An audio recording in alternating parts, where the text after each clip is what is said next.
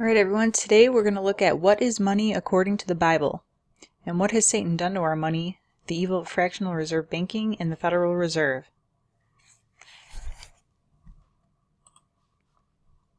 So first we're going to take a look at what people use during biblical times as money, and from what I've found, it's that they use silver and gold. So here's Jeremiah 32:9. It says, "And I bought the field of Hanamel, my uncle's son, that was in Anathoth, and weighed him the money, even 17 shekels of silver." This is from Genesis 23:16. "And Abraham hearkeneth unto Ephron, and Abraham weighed to Ephron the silver which he had named in the audience of the sons of Heth, 400 shekels of silver, current money with the merchant." And this is 2 Kings 23:35. "And Jehoiakim gave the silver and the gold to Pharaoh, but he taxed the land to give the money according to the commandment of the Pharaoh. He exacted the silver and the gold of the people of the land, of every one according to his taxation, to give out unto Pharaoh Necho." I might have butchered that. I've never said that one out loud. Alright, so in the Bible, during biblical times, gold and silver was what they were using as money. So this is Mike Maloney. I found him on YouTube. He has a really awesome channel and website. Just a little bit about his background. Mike Maloney, he was the founder and owner of goldsilver.com. He's a global leader in gold and silver sales. He has one of the world's most highly regarded investment education companies since 2005. And he's the author of the best-selling precious metals investment book of all time, Guide to Investing in Gold and Silver, which he published in 2008.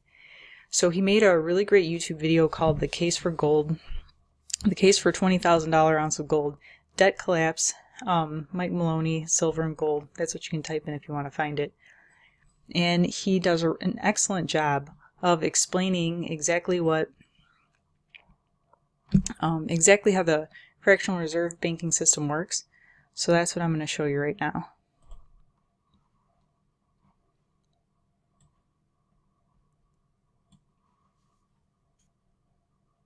Here, I did not define the difference between currency and money, and you will hear me say currency, currency, currency over and over and over again.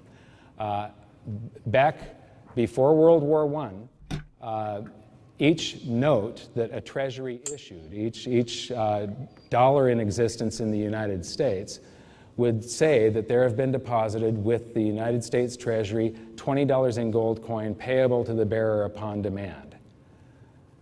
The money was in the vault. The currency was a note they gave you that was a claim check, only a claim check on the money, the same as if you go to the dry cleaners and you give them your shirt and they give you a claim check for your shirt.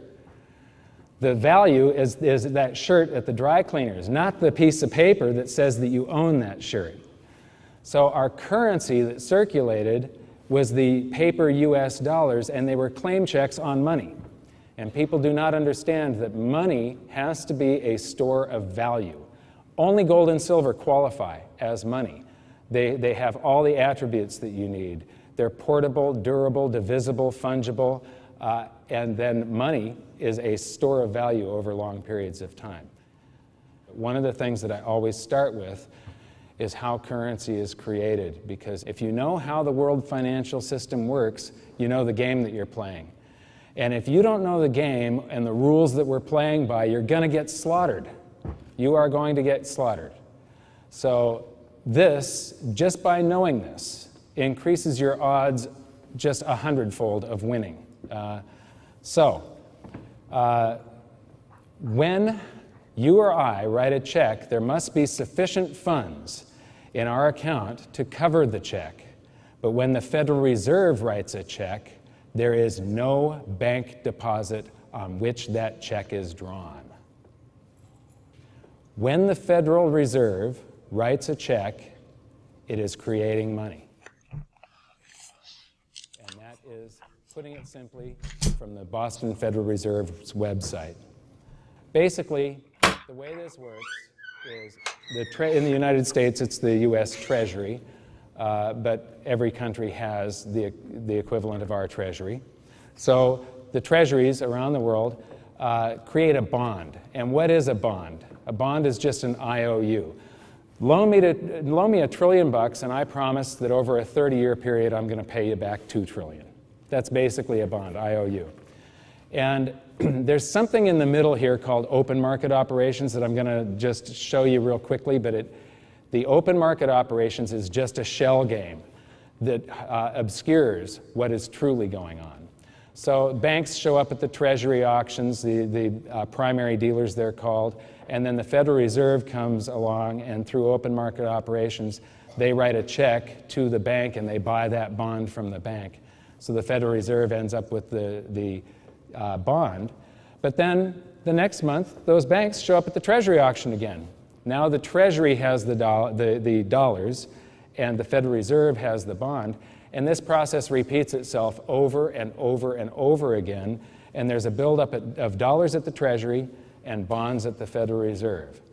So we borrow currency into existence with an IOU, that bond, and the Federal Reserve opens up their big old checkbook that doesn't have a single penny in it and writes a bad counterfeit check and hands that to the Treasury. Dollars spring into existence. Then the Treasury deposits that in the various branches of the government, and the government does some deficit spending on social programs, public works, and war. And then they pay those government workers, the contractors, and the soldiers, and all of those people deposit it in their private banks. Banks create money by monetizing the private debts of businesses and individuals. Federal Reserve Bank of New York. So, now the miracle of fractional reserve lending comes into play. Fractional reserve lending is just what it says. They reserve a fraction of what they've got. If you go into the bank and you deposit $100, the bank is allowed to keep $10 in your checking account in case you want some of that $100, and they get to steal $90 of it without telling you. Your checking account never has the balance that it says it's got in there. They have borrowed most of that currency out of there, and they're going to loan it to other people.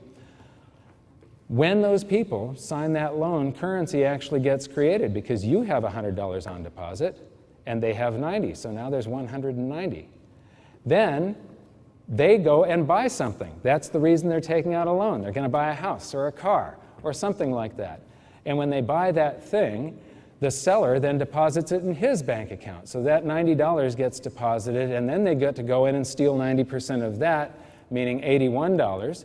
So now there's $271 on deposit. Can everybody see how the currency supply is getting magnified by the banks here?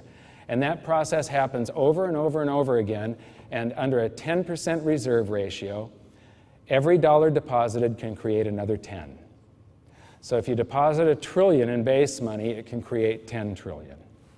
And that is basically it. There is nothing else. Our entire currency supply is either IOUs or receipts for IOUs. That's all that it is. It's all an imaginary agreement, and it is all given value because your experience yesterday is that a dollar purchased you something, so you expect that it's going to tomorrow. So you have this agreement that is basically, you know, our entire currency system is imaginary. It doesn't really exist. It's just that we're all dreaming the same dream. If anybody chooses to wake up, it's over with. So it's really just a couple of bucks that is whipped up in this little voodoo hocus-pocus scheme here where the Treasury and the Federal Reserve write out IOUs for each other. A check is an IOU, a bond is an IOU, and they swap IOUs, dollars spring into existence. A dollar is a receipt or a claim check on an IOU. Then the rest of the currency supply is a bunch of numbers that the banks type into their computers. They don't exist. In my book, I call things money until I get to the point where I define what money is and the difference between money and currency. And from that point forward, I only call gold and silver money, and I call everything else currency.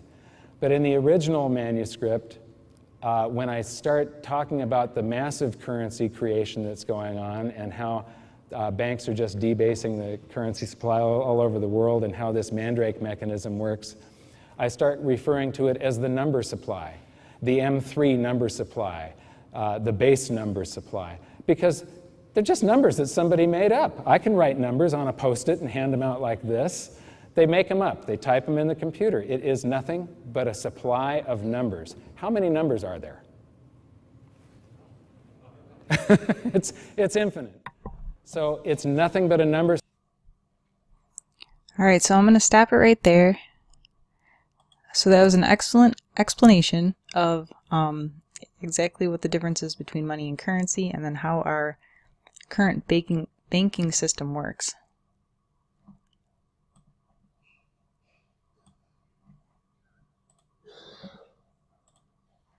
All right, so who controls the world? Whoever controls the money. Mayor Amschel Rothschild was quoted as saying, "Let me issue and control a nation's money, and I care not who writes the laws." He was the founder of the House of Rothschild. And Otto von Bismarck, who was the German chancellor from 1815 to 1898, said this after Lincoln was assassinated: "The death of Lincoln was a disaster for Christendom. There is no man in the United States great enough to wear his boots, and the bankers went anew to grab the riches. I fear the foreign bankers, with their craftiness and tortuous tricks, will entirely control the exuberant riches of America and use it to systematically corrupt civilization." A lot like Satan uses things to corrupt everyone. The Rothschild brothers of London, writing to the associates in New York in 1863, said the following: "The few who understand the system will either be so interested in its profits or be so dependent upon its favors that there will be no opposition from that class, while on the other hand, the great body of people," meaning just the common people, "mentally incapable of comprehending the tremendous advantage that capital derives from the system, will bear its burdens without complaint, and perhaps without even suspecting that the system is inimical to their interests." So basically he's saying either people will profit off of it that are smart enough, or people are so dumb that they're not going to be able to figure it out anyway. So that was the Rothschild brothers of London, writing to the associates in New York in 1863. This has been going on for a long time. Here's what Napoleon Bonaparte, he was the Emperor of France, said in 1815. "When a government is dependent upon bankers for money, they and not the leaders of the government control the situation. Since the hand that gives is above the hand that takes, money has no motherland. Financiers are without patriotism and without decency. Their sole object is gain." Again, he's making them sound a lot like the deceiver. And Thomas Jefferson said, "If the American people ever allow private banks to control the issue of their currency, first by inflation and then by deflation, the banks will deprive the people of all property until their children wake up homeless on the continent their fathers conquered. The issuing power should be taken from the banks and restored to the people, to whom it properly belongs."